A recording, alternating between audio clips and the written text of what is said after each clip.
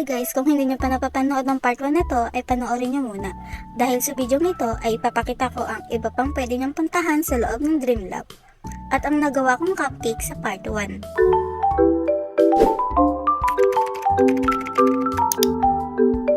Habang nililibot namin ang loob ng Dreamlab, nakakita kami ng go-kart. Hindi tayo magpapatalo sa bata kaya tinry ko din. At nahil na nga ang inner child ni ate girl.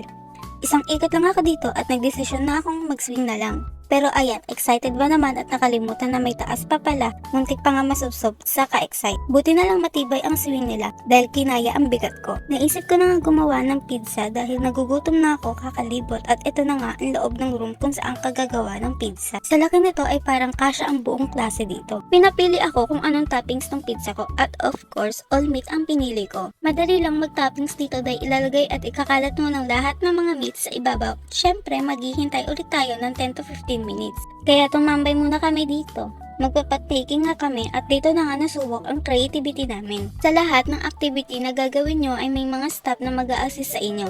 Huwag kayong mag-alala dahil mababait sila. Pagkatapos namin magkulay ay binalikan ko muna ang pizza ko at pinabox ko na nga lang ito. Pinuntahan muna namin yung mga government agency dito at iba pang lugar gaya ng snack area at dito sa ABC Tech Hub. Matututo sila ng marami dito at baka nga tumalino pa ako dito dahil sa mga interactive activity nila. Pati ang matanda ay mag-e-enjoy gaya ng boyfriend ko na naglalaro ng parang Candy Crush sa malaking TV.